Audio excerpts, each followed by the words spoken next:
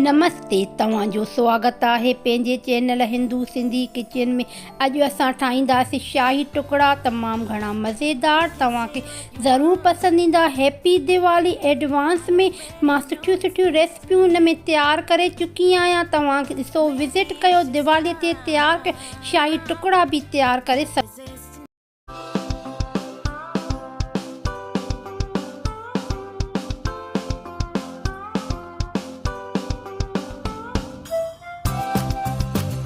शाही टुकड़ा तयारु करण जे लाइ असांखे खीरु खपंदो। हे असांजो 1/2 किलो खीरु आहे। इन जी असां रबड़ी तयारु कंदासीं। इन में असां हिकु फ़ोटो विधो आहे। इन खे असां चङी तरह सां घुमाईंदा रहंदासीं। ब्रेड आहे असांजा 7 पीस ब्रेड जा। इहा असांजी मिठी ब्रेड आहे। इन जा असां कोना कढी छॾींदासीं। ॾिसो असां कहिड़े नमूने इन जी कटिंग कयूं था। इन्हनि खे असां फ्राए कंदासीं। हे असांजी रबड़ी आहे। हिकु पासे असां रबड़ी रखी छॾी आहे। इन खे असां आहिस्ते आहिस्ते घुमाईंदा ईंदासीं।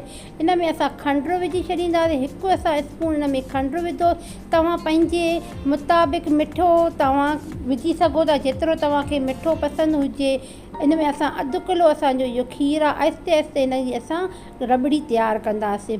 ऐं हिन पासे असां ॿिए पासे असां इन खे ब्रेड खे फ्राए कंदासीं, गोल्डन कलर कंदा।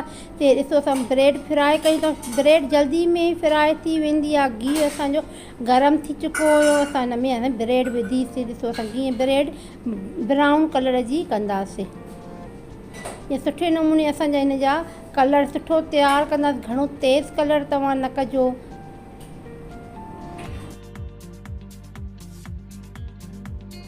ब्रेड क्रिस्पी थी चुकी आहे, जल्दी में फ्राए थी वेंदी आहे। असां शाही टुकड़ा तयारु करण का बि शइ जी मिलावट न कई आहे, यानी कि असां हिन में को मिल्क पाउडर या छा असां हिन में कुझु बि न विझो। सिर्फ़ु असां ओरिजिनल शइ सां असां तयारु कई आहे। सिर्फ़ु खीर ऐं ब्रेड सां तमामु घणी मज़ेदार थींदी आहे। तव्हां तयारु कयो। ॾिसो असांजी रबड़ी हिकु पासे ॾांहुं तयारु थिए थी, हिकु पासे असां ब्रेड तयारु कई आहे। इन खे असां रबड़ी असांजी हाणे तयारु थियण वारी आहे। तव्हांखे जेको ड्राई फ्रूट पसंदि हुजे तव्हां इन में विझी सघो। असां पिस्ता, इन में असां बादामी विधियूं आहिनि।